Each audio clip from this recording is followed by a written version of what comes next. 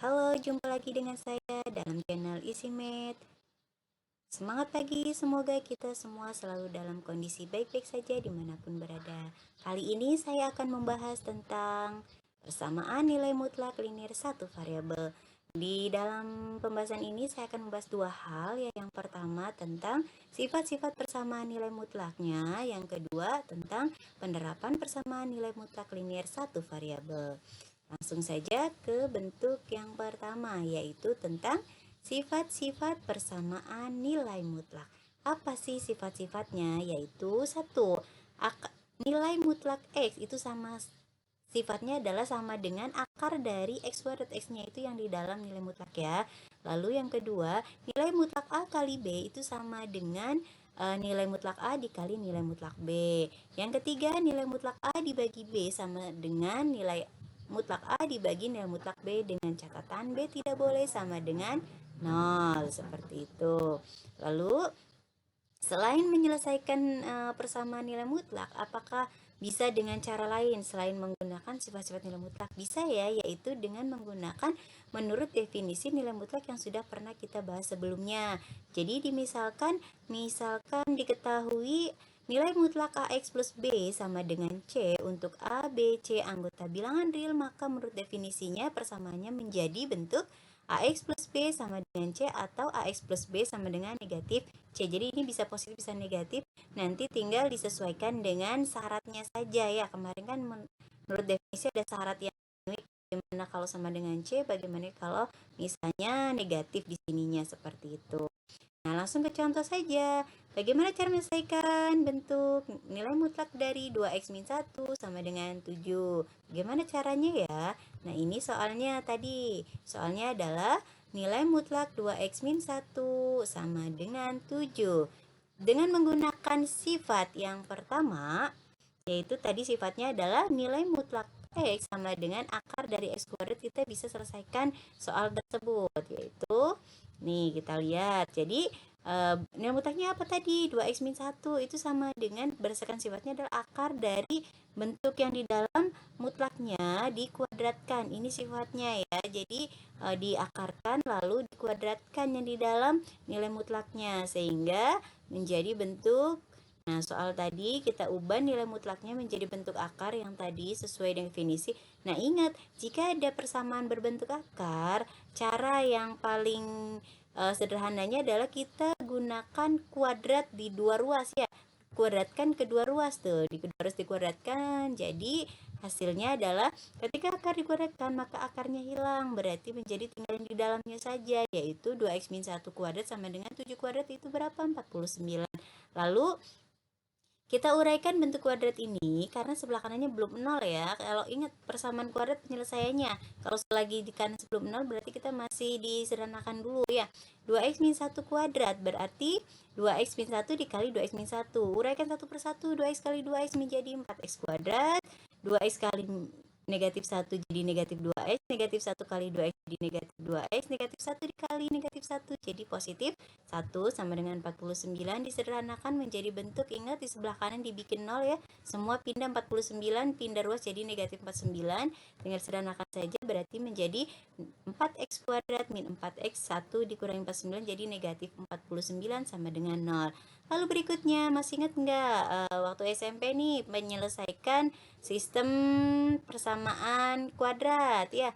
Ini persamaan kuadratnya gimana? Kan bisa ada 3 cara, yaitu bisa dengan pemfaktoran, bisa juga dengan rumus ABC, bisa juga dengan melengkapkan kuadrat sempurna. Nah, di sini saya akan memakai bentuk pemfaktoran, ya. Nah, ini bentuk faktornya nih, dikali jadi 48, nanti diuraikan menjadi penjumlahannya menjadi negatif 4. Nah, kita cek dulu nih hasilnya, coba. 2x kali 2x tadi berapa? 4x kuadrat. 2x kali 6 berarti 12x, negatif 8 kali 2x negatif 16, kalau dijumlahkan menjadi negatif 4x. Negatif 8 dikali 6 jadi negatif 48. Lalu kita buat pembuat nolnya, ya. Berarti masing-masing kita bikin sama dengan 0. Sehingga ingat kita mau nyari X nih, berarti negatif 8 pindah ruas dulu, semua pindah kecuali X nanti ya. Berarti negatif 8 pindah jadi positif 8, begitu juga ini 6 pindah ruas jadi negatif 6.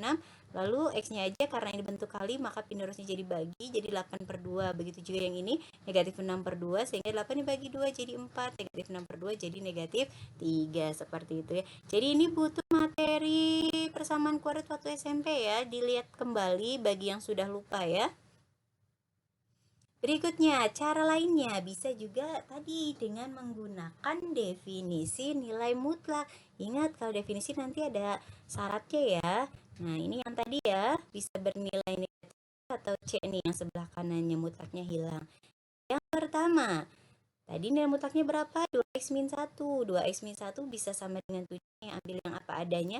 Nah, syaratnya apa? Jika yang di dalamnya mutlak itu lebih besar sama dengan 0, 2x min 1 bisa sama dengan 0, disederhanakan menjadi bentuk negatif 1 pindah ruas jadi 1, 2x jadi x aja, jadi berarti dibagi 2. Jadi syarat pertama adalah x lebih besar sama dengan 1 per 2. Ini ingat nih, pokoknya ada di materi yang sebelumnya ya, dicek kembali. Atau bisa juga bernilai 2x min 1 sama dengan negatif 7 jika syaratnya tadi yang di dalam nilai mutlak itu kurang dari 0, berarti x kurang dari 1 per 2. Ini pindah ruas aja jadi 1 per 2.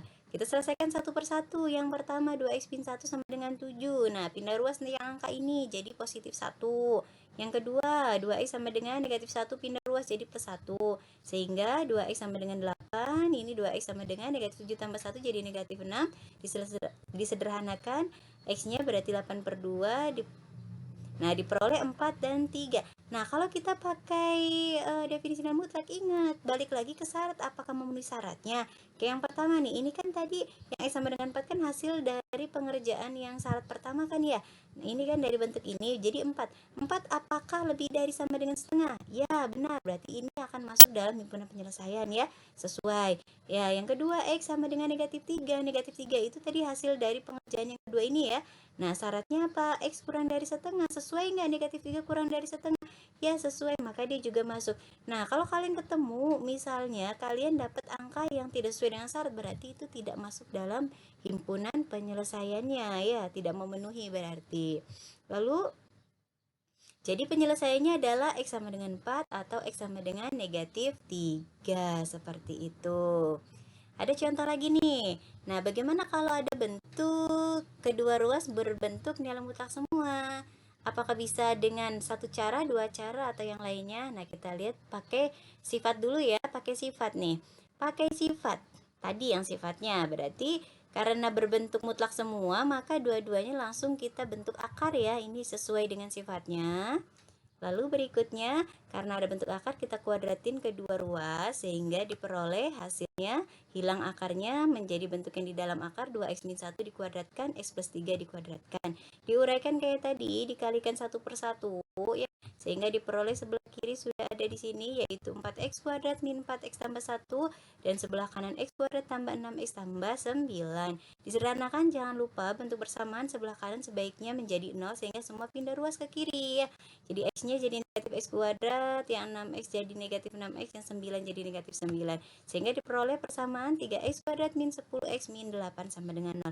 Nah, berikutnya pakai persamaan cara penyelesaian persamaan kuadrat nih. Nah, di sini di contoh ini sengaja saya ganti bukan dengan pemfaktoran tapi menggunakan rumus ABC. Masih ingat nggak? Bentuk ax kuadrat plus bx plus c sama dengan 0. Ketika kita mencari X1 dan 2-nya adalah pakai rumus min B plus minus akar B kuadrat min 4AC dibagi dengan 2A. Ya, seperti itu. Sehingga dari persamaan tadi, 3X min 10X min 8 sama dengan 0A-nya adalah A itu pasangannya, koefisiennya dari X kuadrat ya, berarti 3. Sedangkan B pasangannya dari X berarti negatif 10. Dan C itu konstanta berarti negatif 8. Yang nggak ada X-nya ya kalau C itu. Kita pakai rumus yang tadi, tinggal substitusi aja. Negatif B itu berapa tadi? Negatif 10 plus minus akar, masukkan lagi B-nya, kali dikurangi 4, kali A-nya masukkan 3, C-nya masukkan negatif 8 dibagi 2 kali 3.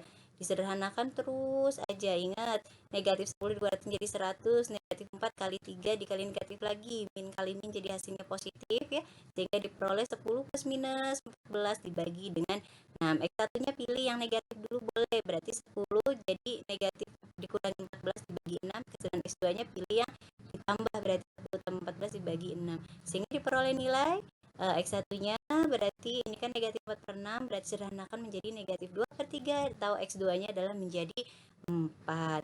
Kalian boleh ya pakai ini mah persamaan kuadratnya, ini materi waktu kalian SMP, jadi kalian bisa pakai cara yang menurut kalian mudah saja ya, seperti itu. Pertanyaannya, apakah bisa pakai cara yang tadi yang definisi nilai mutlak? Ya, apakah definisi itu hanya pakai ketika sebelah kanannya konstanta, atau bisa dua ruas menjadi bentuk nilai mutlak? Jawabannya adalah bisa. Kalau kalian pengen tahu, kalian bisa komentar di channel saya ya.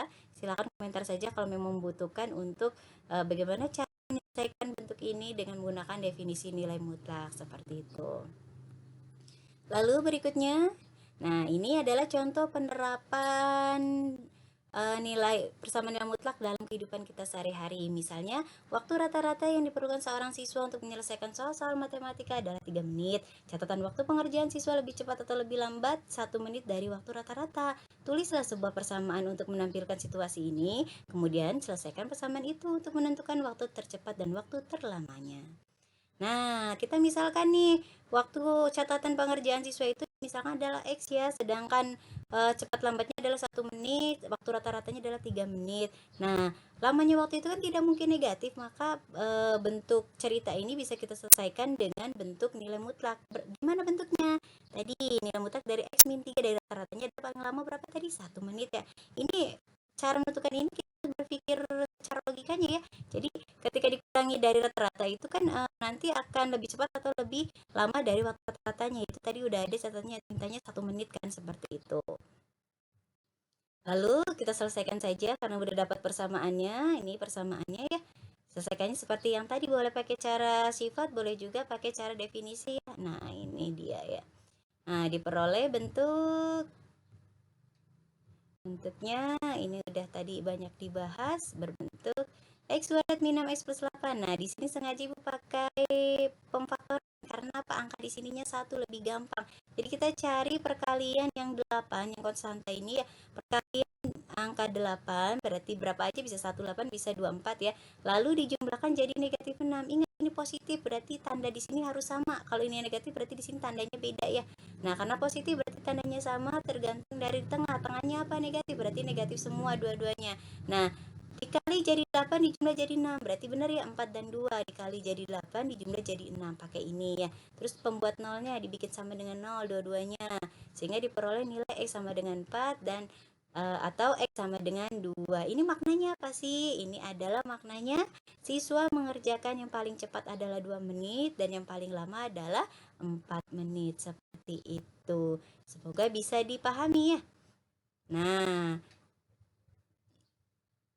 ini saja yang bisa saya sampaikan pada kesempatan kali ini. Semoga ilmunya bermanfaat dan kalau ada pertanyaan boleh kalian komen di channel saya. Sekian dan terima kasih. Wassalamualaikum warahmatullahi wabarakatuh.